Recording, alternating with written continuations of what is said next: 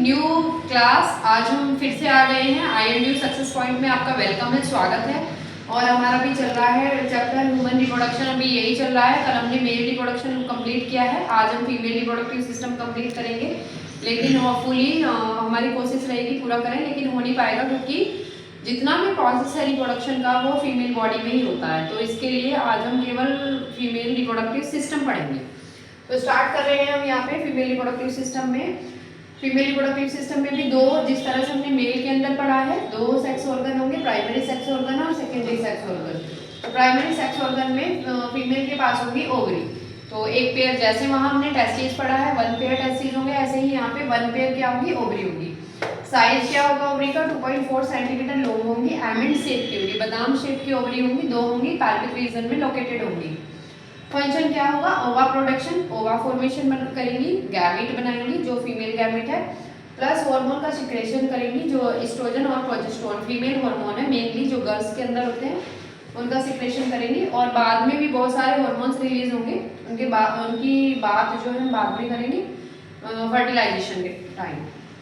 फिर है ये जो ओवरी है पैल्विक रीजन में पैल्विक वॉल से कनेक्ट रहती है लिगामेंट से, जिस लिगामेंट का नाम है सस्पेंसरी लिगामेंट, उससे पैल्विक रीजन में ज्वाइन रहती है।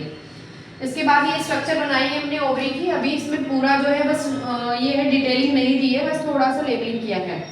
ये यहाँ पे आउटर लेयर है, ठीक है, जो एपिथेलियम है। इसके अंदर यहाँ पे ये दूसरी जो ग्रीन कलर की आप लेयर देख रहे हैं, ये लेयर जो है बहुत सारी सेल्स को जनरेट करती है, इसीलिए हम जर्माइनल एपिथेलियम लेयर कहते हैं। और यहीं से क्या है, फॉलिकल्स बनती है, प्राइमरी फॉलिकल, सेकेंडरी, टर्सरी, इस तरह से फॉलिकल्स बनती हैं। इस ओवरी को हमने टू पार्ट में डिवाइड किया है। जितना ये मिडल पार्ट है जिसमें ब्लड वेसल्स वगैरह हैं, इसको हम कहते हैं मेडुला, और ये जो आउटर पार्ट है इसे हम कहते हैं कॉर्टेक्स।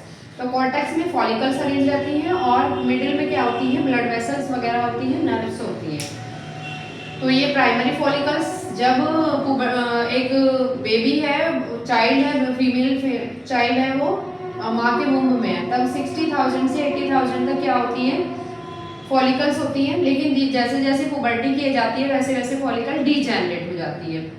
अब यहाँ पे ये फॉलिकल हो गई primary, secondary, tertiary. Tertiary follicle आते आते इसका नाम चेंज हो जाता है क्योंकि इसमें बहुत सारी लेयर हो जाती हैं। ऊपर वाली लेयर, इसके अंदर एक कैविटी बन जाती है जिसे एंट्रम कहते हैं, जिसमें लिक्विड फ्लूइड भरा रहता है। इसके बाद एक और लेयर बन जाती है जिसे हम कहते हैं जोना पैलेस्टिडा और कोरोना रेडिएटा। इसी के अंदर ओवा फॉर्मेशन होता है, और जब मेंसेस होते हैं उसमें 28 डेज का मेंसेस होता है, तो 14 डेज पे यहीं पे क्या हो जाता है, ओव्यूलेशन हो जाता है, यानी ओवा जो है ओवरी से रिलीज हो जाता है, ठीक है, ओव्यूलेशन हो जाता है। और ओव्यूलेशन होने के बाद जो रप्चर पार्ट बचता है उसे कहते हैं कॉर्पस ल्यूटियम, और यही कॉर्पस ल्यूटियम क्या करता है, प्रोजेस्टेरोन हार्मोन का सिक्रेशन करता है जो प्रेगनेंसी लीड कराने में हेल्पफुल होता है।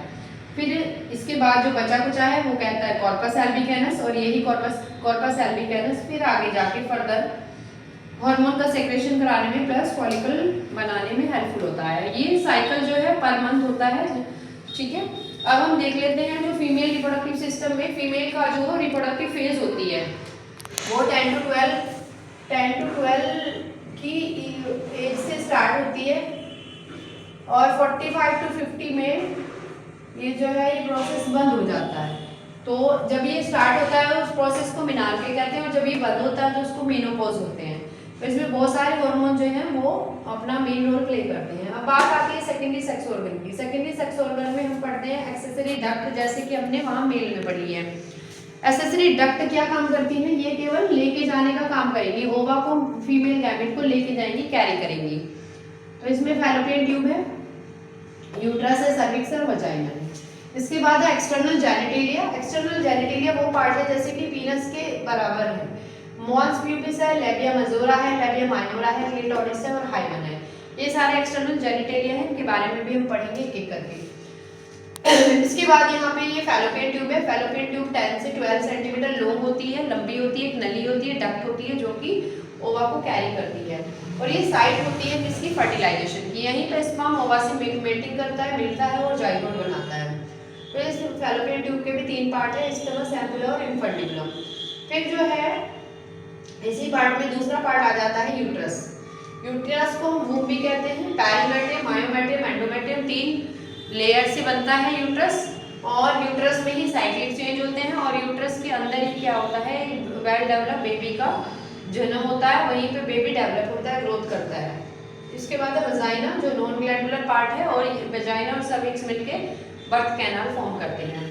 ये हमने स्ट्रक्चर बनाया है फीमेल रिप्रोडक्टिव सिस्टम का।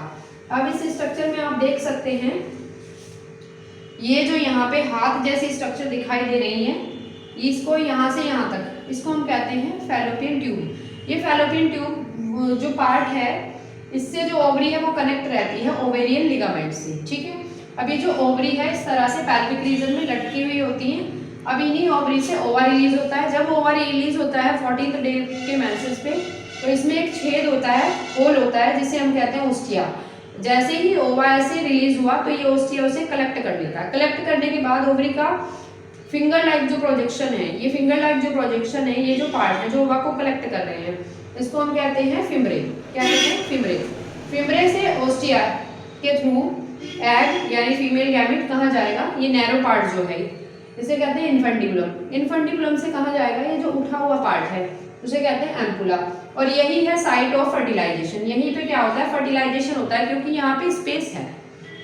इसके बाद वो वाला पार्ट इस्थमस, नैरोअर पार्ट है फैलोपियन ट्यूब का, जो खुलेगा किसमें, हमारे यूट्रस में। तो यहीं पे ये अगर आपसे पूछने लगे फर्टिलाइजेशन की साइट क्या है, तो एम्पुला और इस्थमस का बीच क्या कहलाएगा, साइट ऑफ फर्टिलाइजेशन है।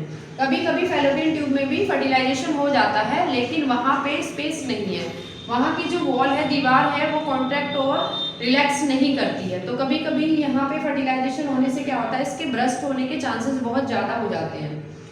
तो मेन साइट है फर्टिलाइजेशन की, और यहीं पे इम्प्लांटेशन हो जाता है कभी कभी। तो इम्प्लांटेशन की मेन साइट है, जबकि वूम है, यूट्रस है।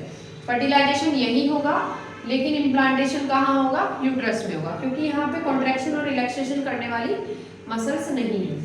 इसके बाद ओवा एग कहाँ जाएगा, ओवा एग जाएगा हमारे, या जाइगोट कहाँ जाएगा, हमारे यूट्रस में। ये यूट्रस की बॉडी कैविटी है, जहाँ पे बच्चे का डेवलपमेंट होगा। अभी यूट्रस भी कैसा होता है, इन्वर्टेड पियर शेप होता है, उल्टे नाशपाती के आकार का होता है। इसकी 3 लेयर होती हैं।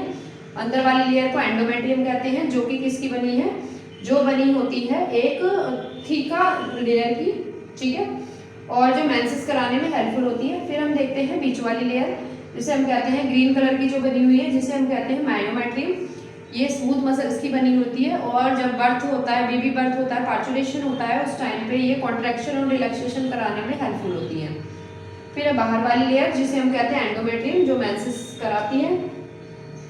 सॉरी, ये बाहर वाली नहीं है, अंदर वाली है, ये रफ हो गया इससे। तो ये है अंदर वाली लेयर, जिसे हम एंडोमेट्रियम कहेंगे, जो मेंसेस कराने में हेल्पफुल है। ये है बाहर वाली, ब्लू वाली जो है बाहर वाली लेयर है, पेरीमेट्रियम कहेंगे, जो पेरिटोनियम की बनी रहेगी। और सर्विक्स और वजाइना मिला के क्या बनाएंगे, बर्थ कैनाल बनाएंगे। तो ये मैंने यहाँ पे लेयर दिखाई है, जैसी लेयर इधर है ऐसी ही लेयर ही इधर है। और ये मैंने एंडोमेट्रियम में थोड़े से ग्रूव बनाए हैं। अब ये जो ग्रूव और खांच बनते हैं, इसी में क्या होता है, इसी में इम्प्लांटेशन होता है, और यहीं पे इस तरह की खांच बनती है, जो जोना पैलिसोइडा लेयर है एग में होती है, वो यहीं पे टूटती है और इसके अंदर इस तरह से अटैच हो जाती है। इसी प्रोसेस को हम क्या कहते हैं, इम्प्लांटेशन कहते हैं। तो आई होप आपको ये इतना सारा समझ में आया हो। अब इसके बाद फर्टिलाइजेशन पढ़ेंगे और एक्सटर्नल जेनिटलिया के बारे में पढ़ेंगे। तो आज के लिए इतना ही। ये आपका क्विक रिवीजन है, माइंड मैप है। आई होप आपको समझ में आया हो। That's all, thank you.